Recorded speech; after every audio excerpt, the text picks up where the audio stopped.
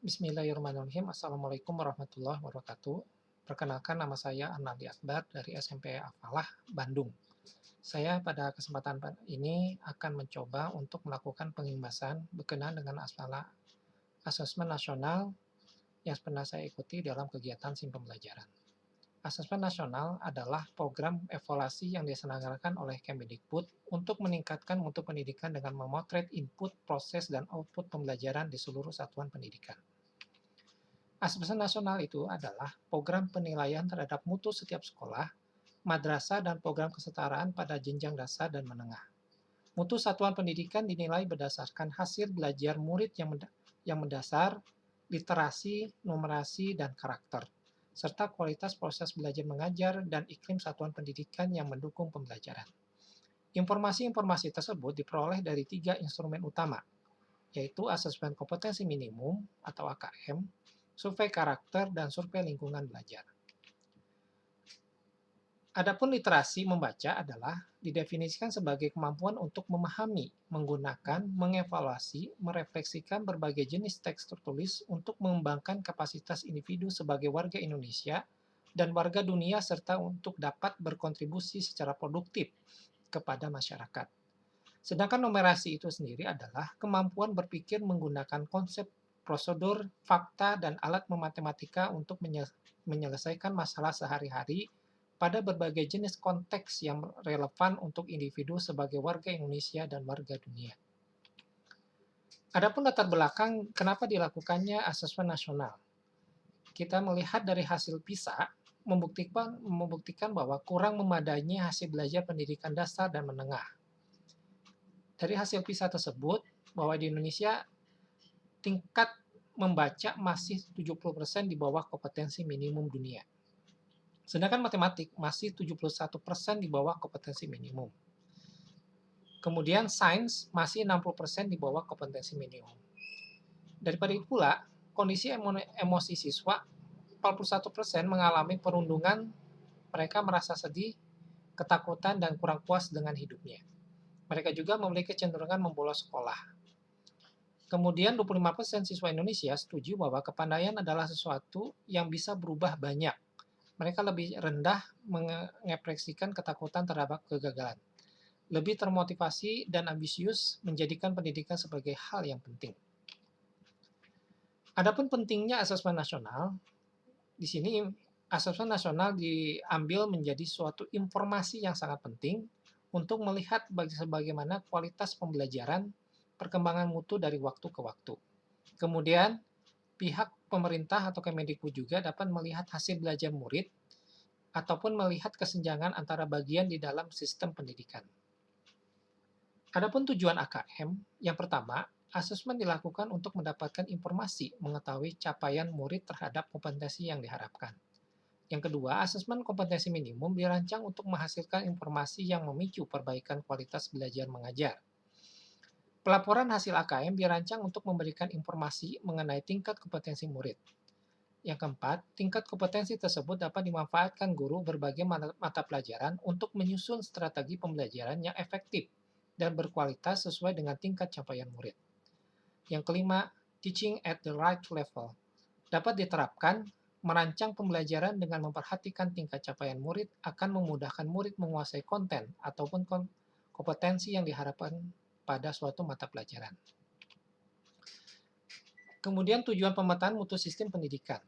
Dari asesmen yang dilaksanakan, itu dapat menilai prestasi peserta didik dan kinerja pendidik serta sekolah.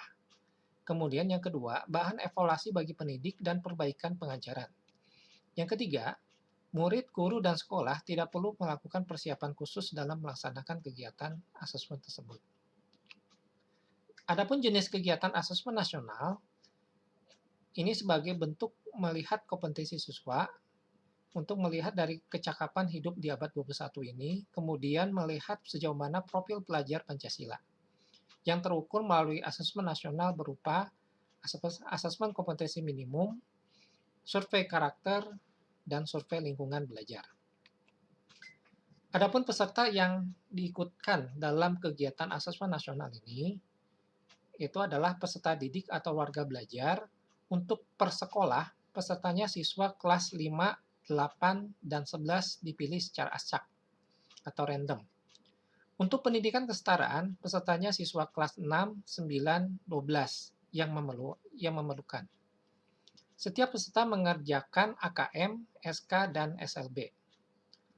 Kemudian guru dan kepala satuan. Semua guru dan kepala sekolah yang mengerjakan survei lingkungan belajar secara mandiri.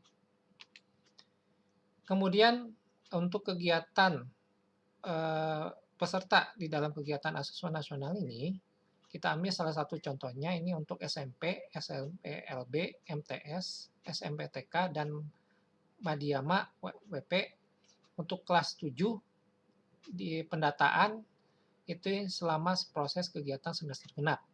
Adapun teks pelaksanaannya, tes pelaksanaan itu dilaksanakan untuk kelas 8 nanti di semester ganjil. Kemudian teknis pelaksanaan untuk asesmen nasional ini, pertama alokasi waktu. Pada hari pertama, untuk SD, tes literasi itu 75 menit, survei karakter itu dilaksanakan selama 20 menit. Kemudian SMP, MTS, SMA, MA, dan SMK, tes literasi itu dilaksanakan 90 menit, survei karakter 30 menit pada hari pertama. Kemudian di hari kedua, untuk SD dan MI, tes numerasi 75 menit, survei lingkungan belajar selama 20 menit. Kemudian untuk tingkat SMP, MTS, SMA, MA, dan SMK, tes numerasi di hari kedua itu dilaksanakan 90 menit, dan survei lingkungan belajar itu selama 30 menit. Kemudian peserta AKM ini dilaksanakan oleh seluruh satuan pendidikan yang ada di Indonesia. Kemudian dilaksanakan tidak seluruh murid. Kemudian pemilihan sampel secara acak. Adapun kegiatan asesmen nasional ini dilakukan berbasis komputer dan bersifat adaptif. Pertanyaan yang disajikan bergantung dari kemampuan siswa. Adapun komponen-komponen AKM, yang pertama literasi membaca. Kontennya nanti berbentuk teks informasi dan teks sastra. Untuk proses kognitif, ini menemukan informasi, interpretasi dan integrasi, evaluasi dan refleksi. Adapun bentuk konteks, ini bentuknya personal, sosial budaya, dan saintifik. Kemudian untuk tes numerasi, kontennya itu berbentuk bilangan, pengukuran dan geometri, data dan ketidakpastian, kemudian aljabar.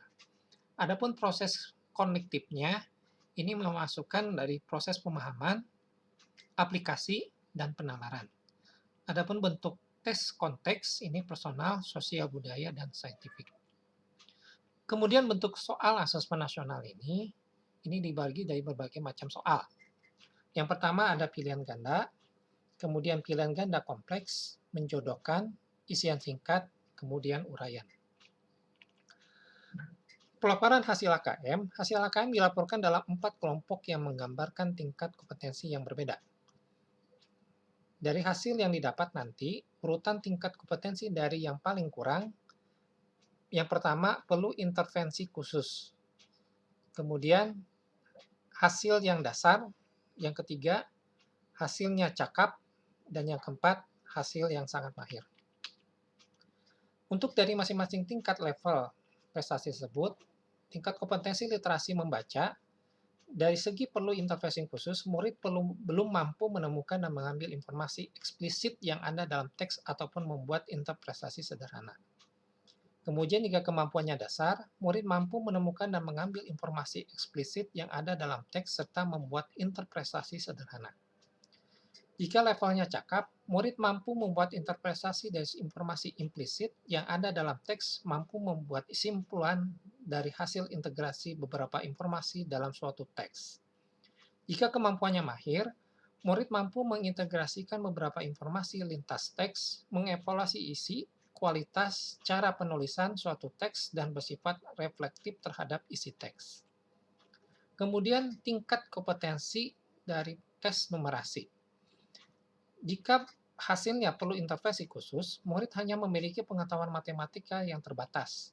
Murid menunjukkan penguasaan konsep yang parsial dan keterampilan komputasi yang terbatas. Jika kemampuannya dasar, murid memiliki keterampilan dasar matematika, komputasi dasar dalam bentuk persamaan langsung, konsep dasar terkait geometri dan statistika, serta menyelesaikan masalah matematika sederhana yang rutin. Jika kemampuan peserta didik cakap, murid mampu mengaplikasikan pengetahuan matematika yang dimiliki dalam konteks yang lebih beragam. Adapun jika kemampuan peserta didik mahir, murid mampu bernalar untuk menyelesaikan masalah kompleks serta non-rutin berdasarkan konsep matematika yang dimilikinya. Baiklah, eh, terima kasih atas kesempatannya dari hasil pengimbasan yang sudah saya laksanakan dari hasil asesmen pengetahuan asesmen nasional yang sudah saya ikuti di dalam kegiatan simpul pembelajaran. Mudah-mudahan dari kegiatan pengimbasan ini dapat bermanfaat bagi Bapak Ibu sekalian di seluruh Nusantara. Mohon maaf apabila ada kesalahan dan kehilapan selama proses presentasi yang dilakukan. Wabillahi taufiq wa hidayah. Wassalamualaikum warahmatullahi wabarakatuh.